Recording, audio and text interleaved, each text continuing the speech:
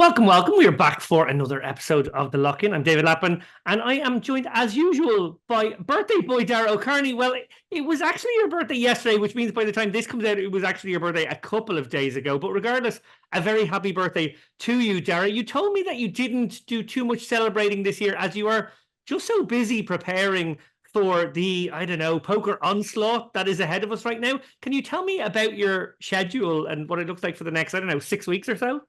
Yeah, I didn't really do anything this year or any of the year for that matter. But I don't see the whole attraction of birthdays. I mean, literally everyone has one, so I don't see what the accomplishment is. I just read a piece actually just before about how narcissists make a really, really big deal about their birthday. It's a huge thing. So I guess hopefully that's a sign that I'm not a narcissist.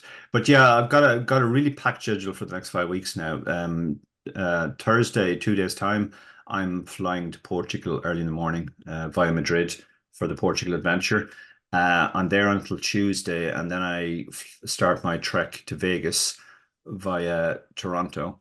And then I come back from Vegas. I actually wanted to try and fly relatively direct from Vegas to Bratislava, but there was no more direct way than through Dublin. So I'll be in Dublin for about 17 hours, I think, before then I go off for another trip for Bratislava. So all in all, I'll be away for more than a month. A mixture of dread and excitement. I also finally checked my flights too, which you were kind enough to book for me, and I'm coming back quite the circuitous route. It goes Vegas, Denver, Reykjavik, Dublin. Yeah, you're welcome. That's Thank you. Lappin's travel agency. Yeah. I think the big issue, I remember when you asked me, could you find a way back through to Bratislava? And I suppose you were ideally hoping for a one hop, but there just wasn't a way to do it to get you there so that you could play a tournament you wanted to play in Vegas and then also get there for the beginning of the Bratislava one. So yeah, a bit of a circuitous one. Sorry about that. But look, that Bratislava festival, actually, I know it's a month away, but it sounds like great fun. And I'm actually really delighted that Unibet got to be part of that. They've qualified quite a few players for that stop, and I know we'll try and qualify a few more over the next couple of weeks. You mentioned the WSOP, of course. That's the big one for all of us. And I'll be joining you in the desert on the 4th of July, just in time for the main. I believe they're going to throw quite a big party for my arrival this year.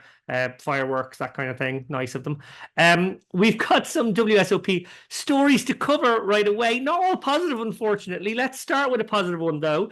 Daniel Hachem, Daniel, son of 2005 main event champion Joe Hachem, just came second in the double board bomb pot mix at the WSOP, narrowly losing out on a bracelet to Zhizhang Luo. We've actually already recorded an interview with Joe, of all people, for the main event week episode of this podcast. So when the time comes, forgive us for not mentioning his boy's fantastic results. Dara, success in poker has a history of being passed down through the generations. Doyle and Todd Brunson, probably most famously. Barry, Jeff Shulman come to mind. Richard and Wykin Young these days. Obviously, in Ireland, we have Dunica and Owen O'D, and we also have the late Jenny Hegarty and her daughter Willow Connolly. So maybe you want to tell us a little bit about that. Yeah, we have quite a few examples. I mean, it's probably not that surprising. I mean, obviously there are certain characteristics that make a good poker player. Logical thinking and ability to read people, etc., etc. Just general game strategy, which could possibly be passed genetically. But I think more importantly, sort of the attitude when you're growing up, it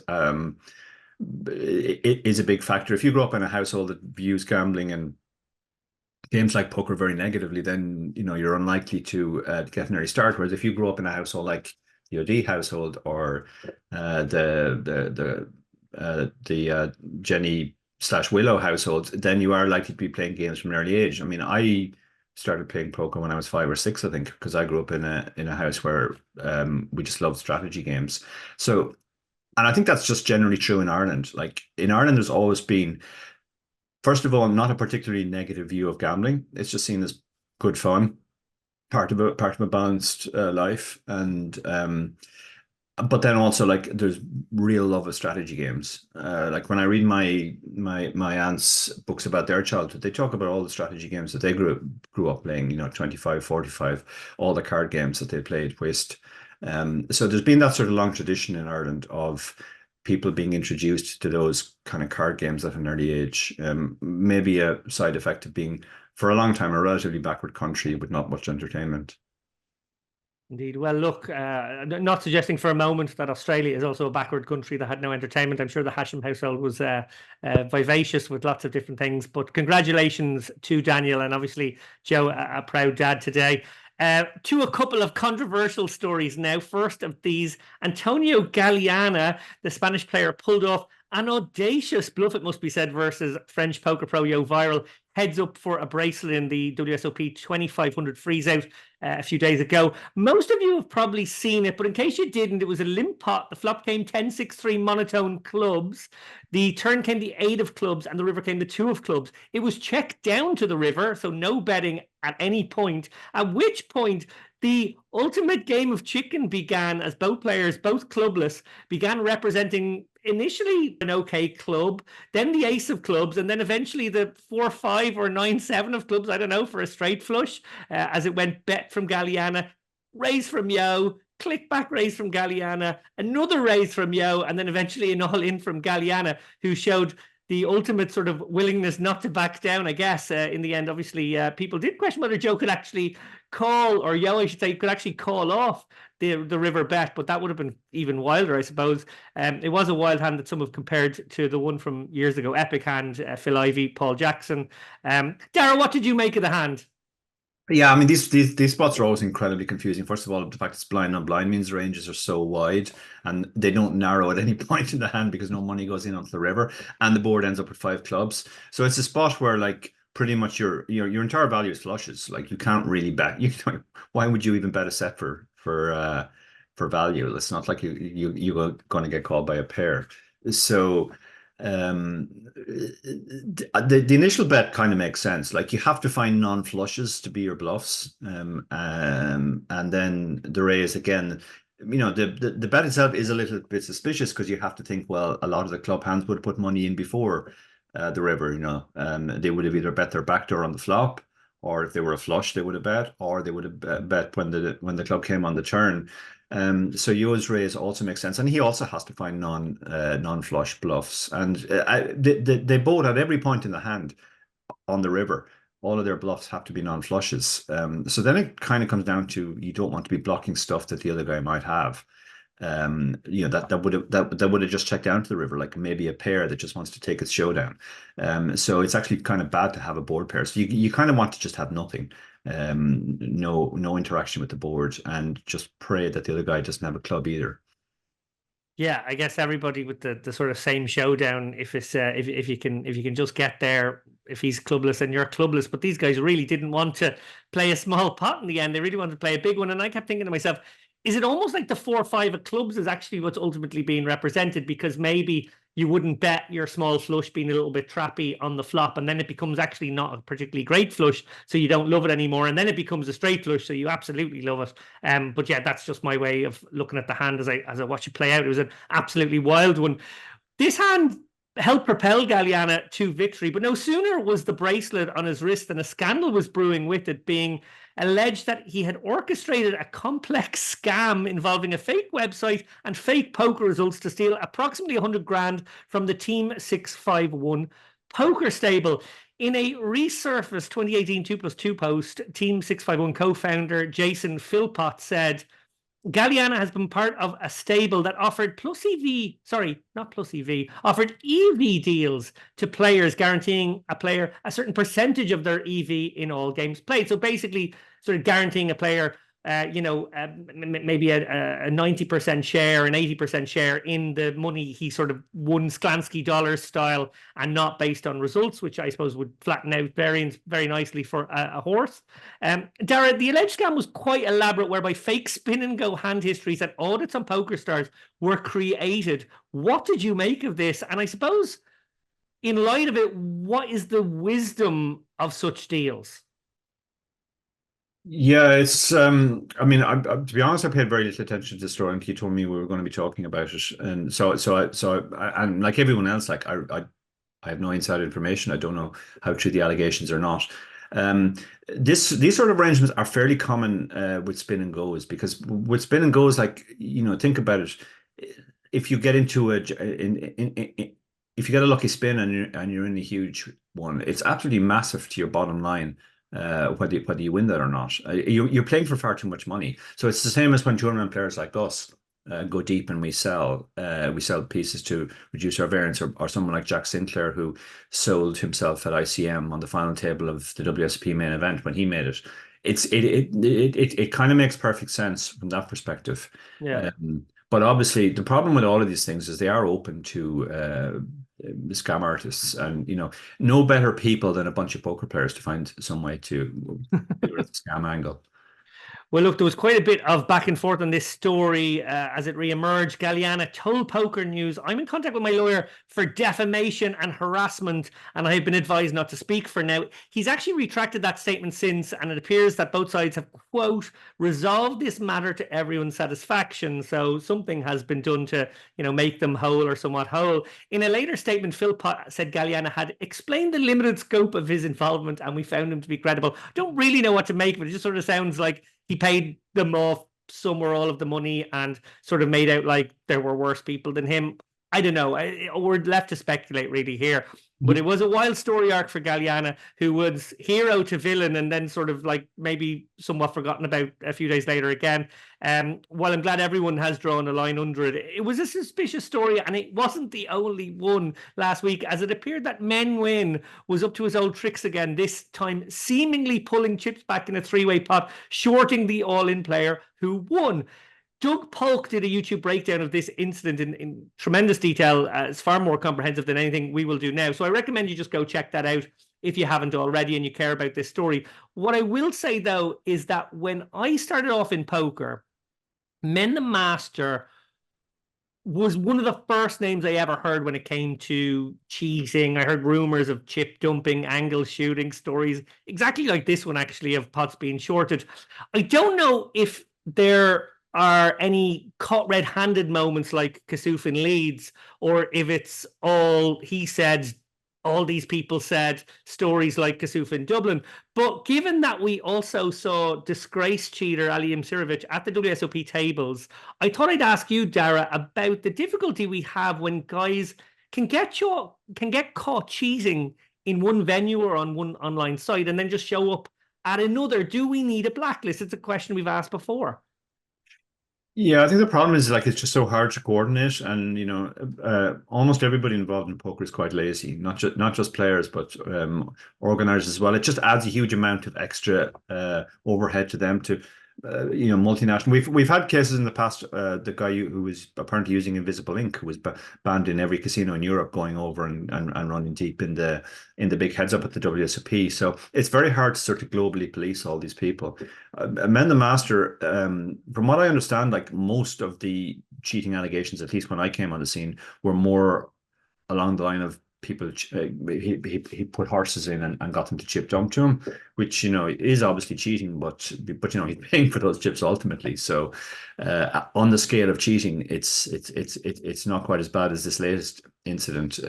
But certainly there've been lots and lots of stories about men. I mean, I remember the famous story of the power going out at the Rio at WSOP final table once, and as it used to periodically do.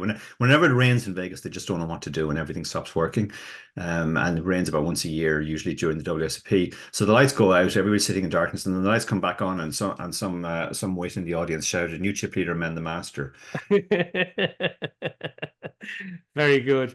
Well, from blacklists to the player of the year list. Wow, what a segue that was. At the time of recording, Scott Seaver is top of the WSOP POY after 2 wins, one in the 10K Omaha 8 or better, and the other in the 1500 Raz, bringing his bracelet tally to 6 in total. It was actually great to see, by the way, former guest Brandon Shack Harris, who I know has had a tough month or so, take second in that Raz tourney a couple of days ago. Congrats to him as well. Seaver will be a difficult frontrunner to catch, no doubt, as he is pledging to go hard for this series this year. He normally picks just a few events, as far as I know, and instead concentrates on lucrative cash games in June and July in Las Vegas. Right behind him, though, are a couple of very familiar faces. Nick Schulman is in second after winning his 5th bracelet a week or so ago in the 25K High Roller. Robert Misraki is in third after winning his 5th bracelet in the 10K Dealer's Choice. Phil Ivey is behind him after taking down the 10K deuce to 7 triple draw for his 11th bracelet. Also, all these guys ratcheting up lots of other cashes as well. And also in the top 10 are John Raciner, Sean Deeb, and Dylan Wiseman, all people who can, you know, play all the games and are going to rack up points all over the place as well. And you know, who would back against a Sean Deeb picking up a bracelet at some point in this series and making a move to get into one of those top spots? It is fascinating to watch. Dara, I know it's very early, but that's a lot of quality in that bunch of players early on. Not always the case early on. Sometimes you see a bit more variance, a few surprise names, but it's all these big names in the mix. Who do you fancy? I mean, to be honest, any of them could do it. The system has changed this year, obviously, so it hasn't just become about who's doing the most volume. And we did tend to see the same faces time and time again, the people who were committed to playing absolutely everything, or even multi-tailoring in some cases, as we joked with recent guest Sean Deeb. Now it's kind of like more important to put up big results on the board rather than just lots and lots of results. You know, Chris Ferguson would not win this year with his 43 min cashes or whatever got him player of the year. It's actually great to see players like Scott. Like, Scott doesn't really get a lot of attention, but he's been around forever. He's been right up there. He's just a phenomenal player. So it's great to see him get some spotlight. Again, another funny story about Scott, just to really underline the fact that he doesn't get much spotlight. A friend of ours, Brad Wilson, booked Scott Seaver for his podcast, Chasing Poker Greatness, only to find that it was a different Scott Seaver who also plays poker. So even when people try and do give him spotlight, you know, there's another Scott Seaver out there who apparently is a very successful musician as well. That's right. Who's competing for the attention. So yeah, I mean, Nick Schulman's just amazing as well. Like, just such a great commentator, such a great player. It's great to see people like that in the mix. I'd be happy with either Scott or Nick winning. Yeah, great picks as well. Yeah, look, I think there's a lot of cream rising to the top of that leaderboard. And actually, Scott Seaver with the 2 wins this year, if he wants to pick up a third one, making a great case for himself. I think this is the first year he's eligible for Hall of Fame, and certainly one of the big names in poker over the last 15 or so years. Probably played a lot in the cash games privately. So, you know, arguably if he'd concentrated on tournaments, he'd have had twice or maybe more than twice the success we've seen, but still has had a lot of success in tournaments. So yeah, we might see him make a play. I feel like sometimes the person who does really well at the series, if they are eligible for the Hall of Fame, it sometimes gives their candidacy a little boost. Speaking of Player of the Year race, one person who's not doing very well in this, unfortunately for him, is perennial tryhard Daniel Negreanu, who had the competition rules tailored to his own quality over quantity approach this year. As Dara mentioned, those rule changes. Now, we're only a third of the way through, so perhaps he can still turn his series around. At the time of recording, he's down over $250,000. The reason I bring up Daniel, a man who hasn't won a Vegas bracelet in 18 years, despite firing more bullets than anybody else in that period, is that he decided to take a pop at us. On a recent episode of David Tuchman's 888 sponsored, I don't know, poker players in cars not getting coffee. I'm not sure what that show is called, but I did watch that episode after it got sent to me because I had been mentioned, as were you, Dara. Here's what the Kid Poker had to say.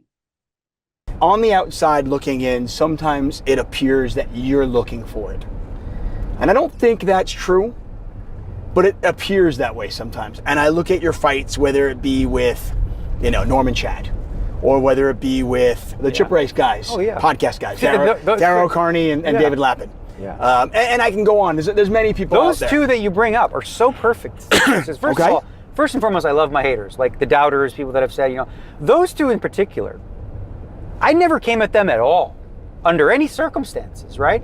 Norm would always pick at me for, you know, using the F word and this and that, and, you know, sort of schooling me on how I needed to be. I'm like, you know, I'm just me, right? I never picked on this guy. He just kept coming at me. I never noticed it. Other people around me said, you know, he's like coming at you, right? And I'm like, I don't know. I always thought it was good-natured until I realized that it wasn't. Like, he was actually like trying to insult me, right? Whatever. So, you know, I snapped back a couple times in response, right? It was never initiated. I never came at him. Those two weird dudes, like, he wrote, like, it's so funny, like that, those guys, like, because people send them to me sometimes. They could be talking about anything. They could be talking about whatever. They'll find a way to make it a dig about me. You know what I mean? And they literally, imagine trying to paint a picture of somebody in the worst possible light with no redeeming qualities whatsoever. That's where they go for, right? And it's not even like honest. I think most people who see it go, wow, that seems like extreme, unfair, and unnecessary. But you know what? They're basically the husband in Titanic. They had Zane characters. Yeah, something like that. Or like, and it's outrageous. Like, and the thing that, I guess the only thing that annoys me is when people actually flat out lie. You know, and just make stuff up, or just like say things that are actually not true, or quote me as saying things that I didn't actually say. So those beefs, those ones specifically, those were nothing I initiated. No, the question is, you have two choices, right? People start throwing shit out there about you. Ignore it, let it become fact, or you know, argue for yourself, defend yourself to a certain degree, and then people say, oh, why you even bother with that, right? So it's a lose-lose either way. But here's the thing. When you have haters and you accumulate them, you have to look at the benefit of you have to look at the other side of that coin. It's like, that's because you've become something, right? If you were an insignificant pawn in the game and you didn't matter, nobody would care. Okay, so Dara, I know that this is your first time watching this. You actually messaged me during the week when I was responding to it on Twitter, something to the effect of, I should have pulled up the exact message, but I'm pretty sure this is close. Can you give me Cliff's David? I can't bear listening to him, and I haven't thought about him for years. Now that you've been forced to watch it, what is your response? Yeah, my reaction when this blew up, it hasn't really changed. I was A, amused, and B, bemused that he that he even thought to mention us, and in particular me, because like I really don't think about Daniel these days, and I haven't mentioned him in years. We don't follow each other on social media. He barely ever impinges on my thing. I guess he's just doing what everybody else done, which is he's confusing and conflating and or considering us as the same person. So, you know, you constantly obviously do enjoy pointing out his many failures, and you know, recent years have not been kind for him at the WSOP. He's been up there for Player of the Year, but I think he's pretty much booking constantly fairly big losing WSOPs. But yeah, it just seems bizarre. I mean, what is it? It's 5 years now, and I think it might be more. Might be more, and still somehow it's in his mind. Also just the insult, like weird, like that's just such a lame insult. It's like a catch-all when you can't impugn somebody's integrity or anything else about them. You just say, oh, they're weird. I mean, you know, I mean, are we weird? Are we weird, Dara? I don't know. I mean, I don't mind being called weird. It's fine. I certainly don't want to be called conventional or boring. Weird. I would almost like weird as a compliment. And I think, you know, if Daniel reflects on it, you know, he might think maybe he's just a little bit weird himself. He's not a standard person. He's an outlier. You know, I don't want to dump on Daniel just because he's taking a pop at us again. Like, as I said, I really don't think about him these days, but he has in the past done a lot of service for poker, being a very good ambassador, got a lot of attention onto poker, and even now, you know, he still does that, and every so often he says something stupid, and then more intelligent people weigh in, and it does actually shine a spotlight on some stuff which wants to be talked about. So he does sort of function as poker's useful idiot. So I don't want to be completely harsh on Daniel, but yeah, it was just weird. It's very, very, very strange. You don't really expect to be name checked 5 or 6 years on by Daniel after all this time. No, and what I always think is interesting about the comparison is that you're right. You never mention him actually, and you know, I do maybe once a year write something about him because of something he said or something that's in the news. And actually, if you think about it, the fact that someone who writes like 2 articles a week, writes maybe 1.5 articles per year on average about the most famous person in our game, is actually me underrepresenting his sort of impact in the industry, because I don't really want to talk about him either. But, you know, when I do, or when I sort of feel like, well, there's nothing else to talk about this week and this thing is a big story, I always talk about his ideas or his results or fact-based stuff. And I do notice that he goes to like insults and diminutive little nicknames. And yeah, it doesn't really go to, you know, anything factual. He just goes to sort of, you know, ad hominem attacks. Yeah. I mean, I have to say, you know, fair play to him though. Dick Napkin is a very funny. It is objectively maybe the funniest thing he's ever said. Yeah, his insult game is unfortunately, like everything else, is just deteriorating along with his poker game and his hairline. It's just like he a couple of years ago he came up with Dick Napkin, which was genuinely funny, and now he's just coming up with weird, which is just like, yeah, okay, fine. Well, speaking of things, you know, becoming more diminutive or diminishing somewhat, I did tweet at him because I was just kind of a bit sick and tired, and maybe he just caught me before my coffee that morning. And I said, I'm concerned that in his old age, Dean Eggs is showing early signs of dementia. We came at him, ? He called certain poker players cancer. He made a gross comment about my girlfriend. He defended his own decision to blackface on multiple occasions. He made a gross comment about adoption and then doubled down on it with a disgusting comment to adopted man, which actually I think is maybe the worst thing I've ever seen from him, to be honest. The blackface stuff was pretty poor. The fact that he didn't apologize, pretty terrible. Obviously, having a pop at my girlfriend, well, I don't know why he decided to drag her into it. Absolutely no reason for that. But actually, this comment to the adopted chap on Twitter, I thought was, for me, maybe one of the grossest comments I've ever come across. I linked it in that tweet. He obviously oohed our podcast win and claimed we rigged the jury, which I actually thought was kind of funny that we could even do that. He's given me that lovely nickname, Dick Napkin, which actually I give him credit for. And then a few months ago, he ranted about me for 10 minutes on the Nick Fertucci show. 10 minutes of Nick Fertucci's hour-long show, and he decided to dedicate it to me and whatever way I've hurt his feelings. But anyway, whatever. I said at the end of that tweet, what did we do? Write a couple of blogs 5+ years ago criticizing something shitty that he said. The lad's deluded and a fucking crybaby. Well, I'm happy to stick with that statement. Okay, so it's time now to bring in our guest for this week. He is such a busy man that he told me he was only available for 20 minutes, which was eating into his dinner break during a 17-hour workday. Nonetheless, we still wanted him on because it's always a boon to welcome to the show poker player, staker, ambassador, and now podcaster, our great pal, the 2008 Irish Open champion, Neil Channing. Neil, welcome. I'm still searching for something I do well, so I'm trying new things. I mean, if two guys get together in a room for more than half an hour, it's like the law now that they have to start a podcast. That's how we started, Dara, isn't it? That's just what happened. We just kept thinking people would actually be interested in hearing our guff. Yeah, pretty much. And I'm also going to believe the 20 minutes when I see it. I mean, the first time we interviewed Neil, I remember we told him it was going to be 20 minutes and sent him into a blind panic. I think it was. I think it was about 18 years ago. I was sharing a house with Paul Spillane, that some viewers in Irish poker will know, who used to be the card room manager at Boyles and invented the IPO. He said I was cracking away betting on sports on a Saturday afternoon, and he said, if I filmed you, people would pay a fortune to watch this shit. We're about to find out. So, Neil, I said how you have just added podcaster to your resume. Your new show, Bet the House, launched 10 days ago. You've put out 2 shows so far. I have listened to both and very much enjoyed both. Can you tell us about it? Well, yeah. Well, you will know, David, because regular viewers will probably know that you live in Malta. And I happen to be in Malta for random non-poker reasons. And I thought, well, I don't know that many people in Malta, and I reckon David will enjoy a good lunch. And I came to you and said, you know about podcasts, everything there is to know.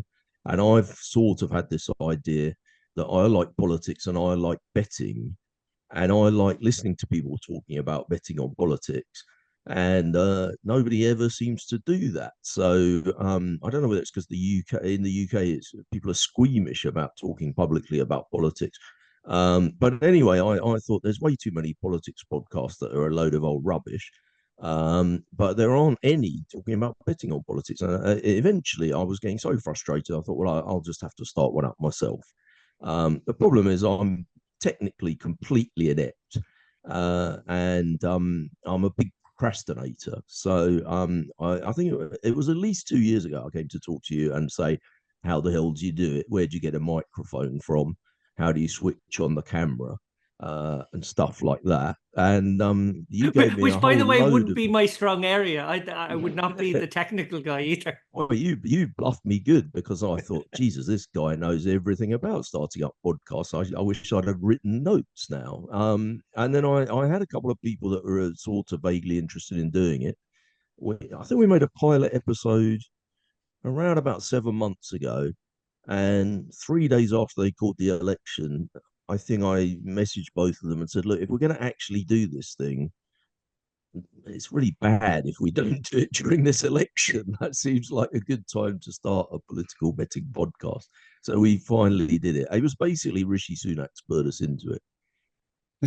Well, might be the first decent thing he did. Your first episode was about British politics mostly. It was very British politics centric, as I imagine maybe will be the dominant focus till after the election. I know most of our audience isn't British, though, so let's speak about election betting a bit more generally, if you don't mind. In what kind of bets can you usually find the biggest edge here, Neil? Well, I think, I mean, basically everyone loves betting on elections, and American elections are easily the biggest game in town. I mean, Betfair, the world's biggest betting exchange, the biggest two traded markets they've ever had were the two elections where Donald Trump was standing. So by far, and then the next 8 things in the list are all cricket matches, because they have so many. I mean, American viewers are now lost. They don't know what I'm talking about. It's sort of baseball, but in a different way. Anyway, the main bet, right now you can bet kind of 60% Trump, 40% Biden, roughly speaking, to be the next president. I actually haven't checked for a few hours. Neither of them have gone completely senile in that time, have they? But that was roughly the price last time I looked. I mean, obviously, that's all fun and games, and there's millions of pounds changing hands on that. But there's not going to be too many mistakes in that. The market has knocked that into shape over a period of time. If you want to bet on a swing state, though, Nevada or Wisconsin or Pennsylvania, it just gets a lot more interesting because now people have opinions. And when people have opinions, they can be wrong. And there are inherent biases in the market. Some markets, you get situations where the kind of customers that bet on betting exchanges are likely to go one way or the other. There are times where recency bias is a big thing. People overreact to the news that they've just seen. So if Biden dribbles and falls over, he drifts in the market, and then Trump can't remember the name of his best doctor or whatever, and he drifts in the market, and this stuff just goes back and forward all the time. And if you're a good sort of picker of the market, which everybody, we've all been talking about Bitcoin for the last however many years. Everybody thinks they know where markets are going to move in the next 4 hours. I mean, if you play poker in America, you can't move without finding someone who's an expert on market volatility. So it's betting on policy is the perfect thing because it just goes on all the time. Well, that is a fantastic and very fulsome answer, but it unfortunately is the incorrect answer. What we were looking for was the bets that you can usually find the biggest edge on is when you can bet on an election that's already happened. Because we've had that. Well, that's true. I mean, that is true. I mean, but the end of the world was possible then, wasn't it? I mean, it's like people say, "Oh, I heard that the world was ending, and you could get 500 to 1 on it happening." Bet $1,000 on it. But I mean, it did seem at the time a bit crazy that December you could still bet on. People were still betting on Trump to win the election long after they'd had an inauguration. Yeah, pretty strange. I'm looking forward to a repeat of that. I just want to tune into your, November 30th episode where you're like, yeah, you should bet on Biden now because he's already won. So you should just do the entire episode and going, bet on the thing that happened already. I've got some bad news for you, though. I think the other guy's going to win, actually. But no, it's definitely, we will definitely switch the focus from UK to American. I think originally we sort of thought that every show would, have a combination of each. And this year there are so many elections. They just had a massive election in India. The situation in France is very fluid at the moment. They're having an election, not for the president, but for MPs. That's kind of I don't know. People in America might not have been following that. France is the kind of big country just to the right of the UK.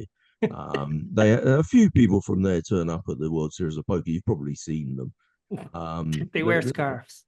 They wear scarves, and fashionably, not because they're covering up. Yeah, that kind of thing. But no, they had a very controversial one. There was an election to the European Parliament about 10 days ago, and basically all the far right parties did really well in Germany and France and Austria. And the French President Macron thought he would outfox them by calling an election, which he's now going to get roundly thrashed in. They're saying that this is strategic genius by him because he's going to let the Nazis come in and prove that they can't run the country. I don't know why they don't. They never seem to give that privilege to the left. They're determined to never let them have a crack at it. But anyway, yeah, so that'll be fun. But it's all getting exciting over there. I think there's enough elections happening in the world. There's always an election somewhere in the world, basically. It's a bit like the World Series of poker. It never ends. Well, Dara, we do very little betting away from poker, probably compared to a lot of punters, but we do a little bit of politics betting. I know we both made bank on the last US election. How do you see this year's US presidential rematch shaping up? Do you think it will be the half senile guy who can't walk up steps, or will it be the half senile guy who can't walk down slopes? I think, yeah. I mean, I've gone back and forth on this, and I always think about what our friend and former guest and now sadly departed Jan Sukarnik, who was an amazing sports bettor, used to say. He used to say, like, figure out what stupid people are betting on, and then just take the other side, because they're moving the line, particularly on the smaller markets. On the bigger markets, as Neil said, it's going to be corrected out.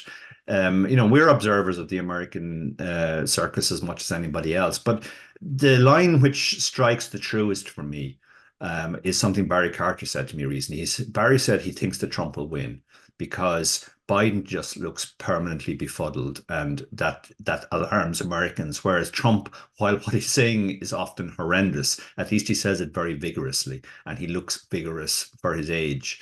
And at the end of the day, he feels that that's going to affect enough people's perceptions when it comes to voting.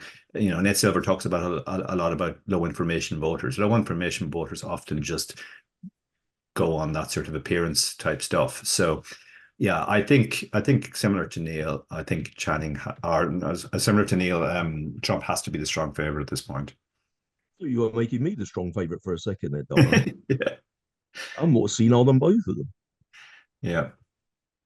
Well, Dara, in my article about Bet the House, Neil's great show, I made a general point about podcasting that I'd love you to weigh in on. I said finding success in podcasting is great, but it has to be secondary to making the show because it's worthwhile in and of itself. We're obviously very lucky to have a sponsor now for this show and the chip race, but that's exactly how we started out, actually. We made the show for free because we wanted to initially shine a light on poker in Ireland. Can you speak about our internal philosophy on this show and how it relates to something your old pal David Bowie once said? Yeah, I mean, when we started, we were a purely Irish podcast, and it was an Irish company that owned it, and they made deliberately niche podcasts. So it was sort of like niche podcast into a market which itself is quite small, the Irish market. So we really had to struggle to try and appeal to as many people as possible, and also to make a lot of noise about the show to get any sort of audience. That was kind of the idea. So we came up with this concept of, like, we'll have 7 different segments on every show, and probably nobody will like all 7, but if they like 3, 4, or 5, that'll be enough to pull them in, and different people will like different segments. So that's how you appeal to as wide an audience as possible without completely, bastardizing or diluting it down to just being lowest common denominator nonsense, which we didn't want to do either.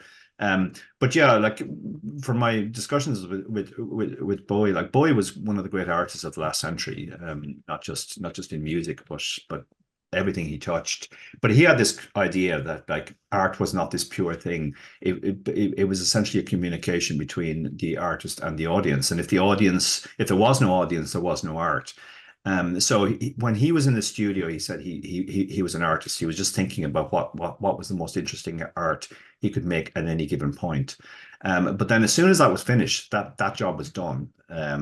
And the next job was to get out there and sell it and promote it as actively as possible. And the word he used was prostitute. At that stage, you weren't thinking anymore about the art. The art was finished. Your input was done. You now had to go out and attract the audience and use whatever means necessary to do that. And that's kind of been, more so in the early days. I guess these days we have a reliable audience, and we feel to a large extent that we probably capped out within the poker arena, so we don't have to make the same efforts to tell them every time we have a show. But we still do our best to promote it overall. I think, and with that in mind, I want to come back to you, Neil, because I'm convinced that you're going to be somebody who's very good at making the art, but maybe are you more reluctant to sell it in that way? I'm not a reluctant salesman, but I noticed that Bowie's word was particularly good for poker podcasts in terms of SEO.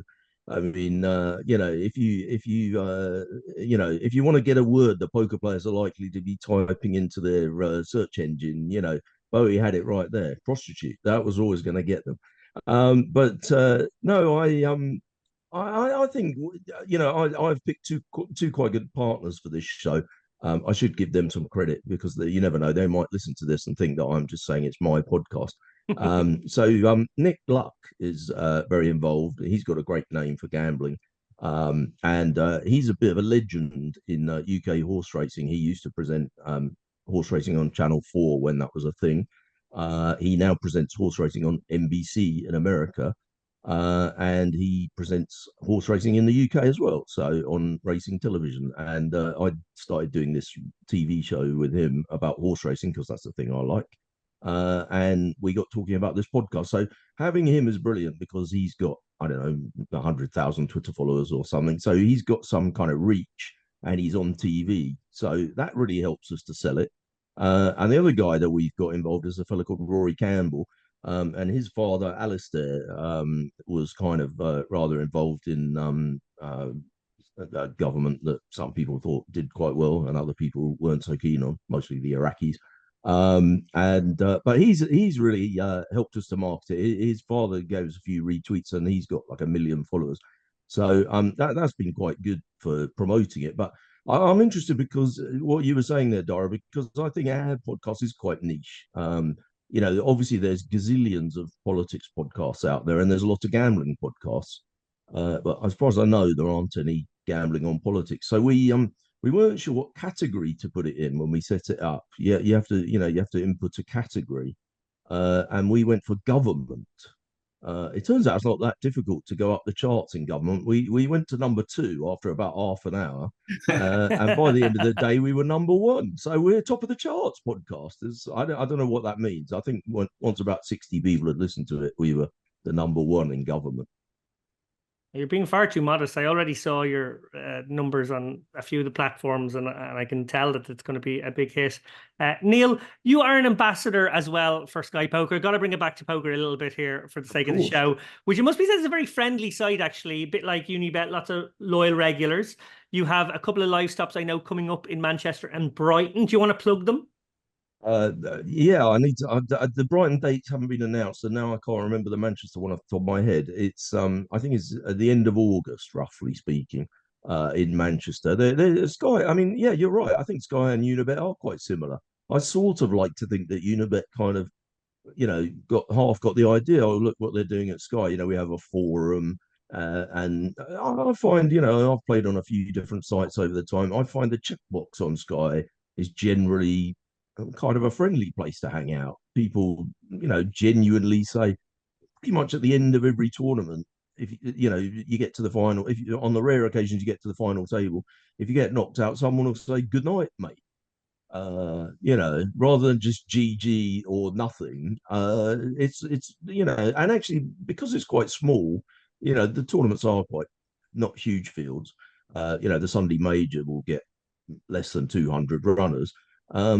You're not playing till 6 a.m, which for an old geezer like me, it suits perfectly. You can be all done by 1 a.m. or very normally much earlier than that. No, I like it, and I like the fact that if I'm sitting down to play, because of the live events and the sort of small body of regulars, I feel like I kind of can bring up the faces in my mind of the people on the table, and that helps me. Because I'm not brilliant with there's no software on Sky, so it's you're just remembering it's that guy with the ginger hair. He's a massive bluffer. I remember that from Manchester or something. Very good. Well, I know in previous years as well, you've sent lots of players to the WSOP. Are you doing the same thing this year?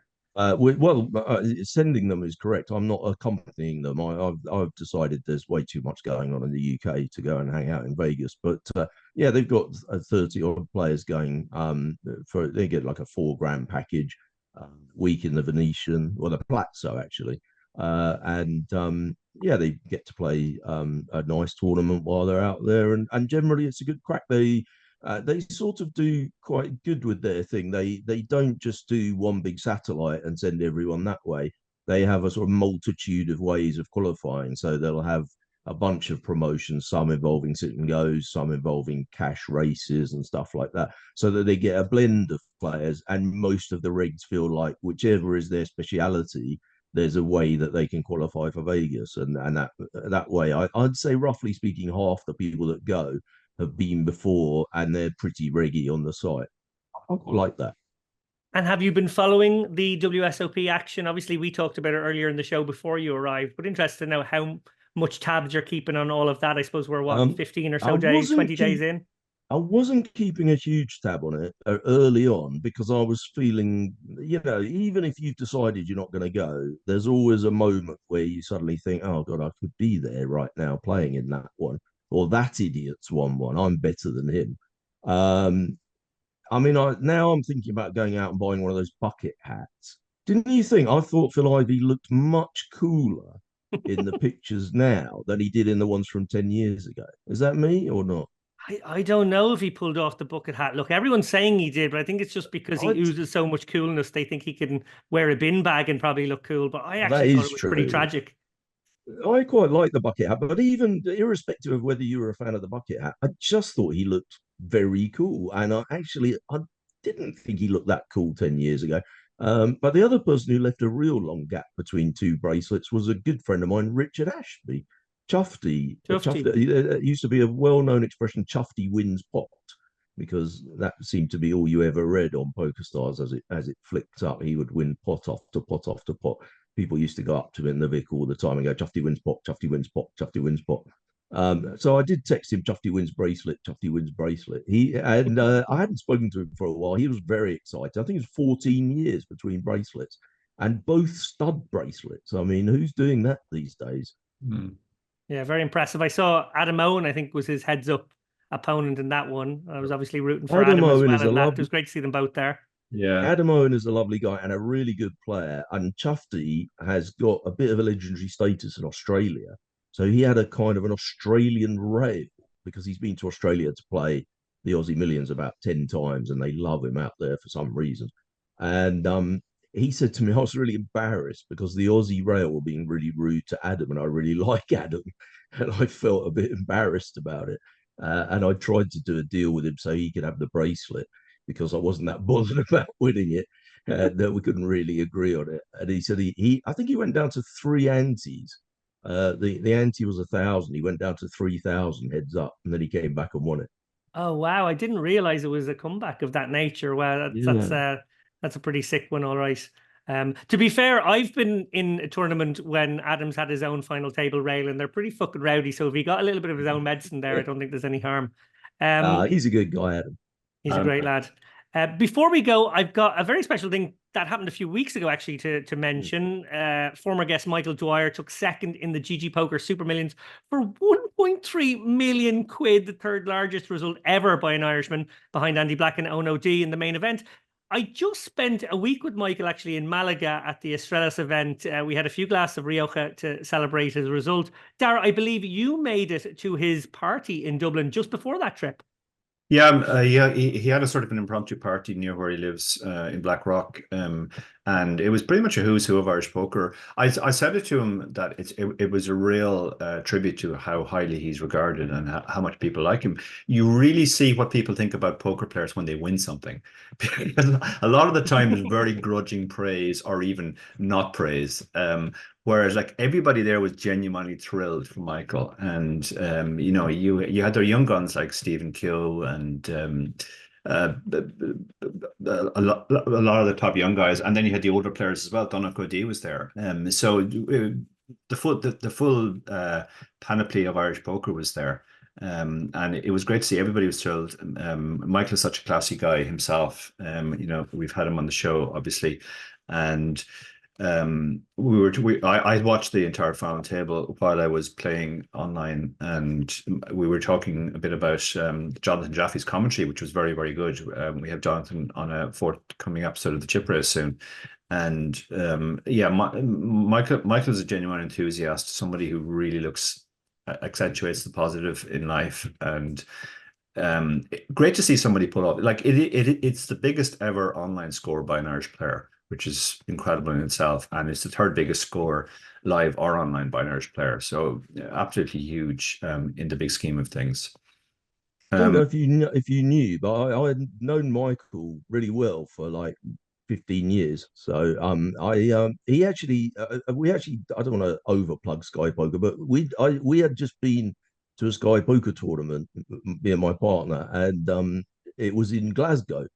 And while I was in Glasgow, I heard that Michael had won this money, but I didn't realize what kind of tournament it was. I just assumed it was at a World Series event if someone's winning like more than $1 million. So I sent him a message saying, "Oh dear, sorry to hear you didn't quite win a bracelet, but I suppose the money's not too bad," or something like that.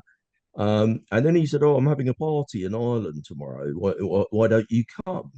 And literally, we had just got off of 10 hours of trains to go from Glasgow to Devon. And we were just thinking how lovely it was to have a nice rest in Devon. And I said, "Well, actually, I'm exhausted, really. We just come from Glasgow, and it was like yesterday. And we'd have to like leave now to get to Dublin by, whenever." And he said, "Well, I'll send you the money for the flights if it helps." It's just like, wow. I was very tempted, actually, but it looked like a great party, actually. He's a very nice guy. He's a very nice guy, Michael. Yeah, it was a great party on every front, because often these things drag on too long too. But Michael was very keen to get out of there by 10 o'clock. He was like, I have to fly to Malaga as well. So yeah, it was short and sweet, which is the best kind of parties. And actually, speaking about Irish poker, while I think about it, I'm going to wedge in one last plug. Today, we announced that the Expo conference is going to take place in the Intercontinental at the same time as Finton's event there. It's going to be a major conference, mostly focused specifically on poker.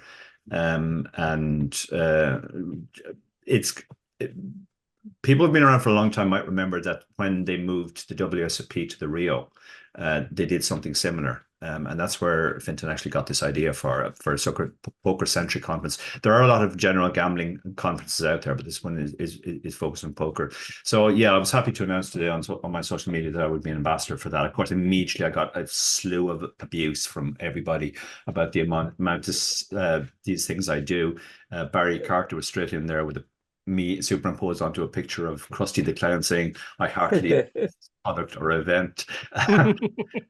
It reminded me that about 10 years ago, I remember talking to a couple of top people in the industry, and we're just talking generally about sponsorship. And they were like, "Yeah, mate, you'll never be sponsored again. You're just far too old. We only sponsor young people. That's the way the poker industry works." So I far prefer people abusing me over the amount of sponsorships I get, rather than the fact that I'll never be sponsored again. And Dara, just so it doesn't look like such a cynical plug. Just so it doesn't look like quite the cynical plug that it was. Edge, as I think is the title for the expo, is going to basically be a sort of a poker-centric gambling, a bit like these kind of big conferences, Sigma and whatnot, but it'll be instead just for poker, right? Yeah, that's very much the focus. The focus is on poker. It's happening at the same time as the major poker event that has to come in Ireland between now and the end of the year, in the Intercontinental, which was a massive success last year. The Intercontinental itself is an incredible venue. Reminds me very much of the win in Vegas. So it's going to be great. Yeah, they're still scrambling to put it together. They're trying to line up a moderator. They need somebody who knows how to talk, is able to debate. I mean, who could that possibly be? Maybe somebody with a philosophy background. No idea who that might be. There could be an announcement in the near future. We'll have to see. Look, on that note, thank you very much to both of you. That's it for another lock-in. It remains for me to thank Neil Channing. Well, thank you. Thank you for letting me promote Beat the House, the excellent new gambling politics podcast. There we are. Wait, hang on. Did you just call it Beat the House? I got it wrong. I've said the wrong name. I'm useless. Jesus Christ. I was about to say that's a great name. Is it Bet the House? It's Bet the House. Okay. Because I will be I'm honest, the absolute worst. Well, unedited show, so Yeah, we're gonna done have it. to change the name of your podcast now. I have to be honest, I did spend the week accidentally typing in betting the house and then would have to correct it to bet the house. So I made a little mistake. But it was your show. You should know the name of it. I know we spent weeks talking about what we were going to call it. And I think there's like 3 other podcasts called Bet the House. Oh, There are a few. I did notice that you had a bit of competition for name, but look, yours will be the biggest one before long. I have no doubt. Dara O'Kearney, thank you Dara O'Kearney, thank you so much for your contributions too. Yeah, thank you very much. And I empathize with Neil's difficulty remembering his own name. I remember getting terrible abuse from Barry Carter that I couldn't remember the name of our first book because it was 3 words: poker, satellite, strategy, but I could never remember the order. So. That's it. It can be difficult. It can be very tough. Very best of luck in Portugal, Dara, and obviously in Vegas before I get there. Yeah. The dread I was feeling at being away for 5 weeks, some of it is starting to subside, and there's a little bit of excitement coming into. In fact, I'm going to be in Portugal, Vegas, and Bratislava for the next 5 weeks. Just be at least the same amount of wealthy by the time I see you. I don't want to arrive to a very, downward spiraling doke who's had like 20 bricks. Love that. You love that, really. How about win a bracelet just before I get there? That'd be nice. Yeah, I'll try and do that. Yeah, my first event out there is going to be the rich old folks event as opposed to the old folks event that which I'm not able to play, by the way, contrary to it. About 27 people have asked me this week. Because you're not rich enough. Because I don't have $5,000. Good night, everyone.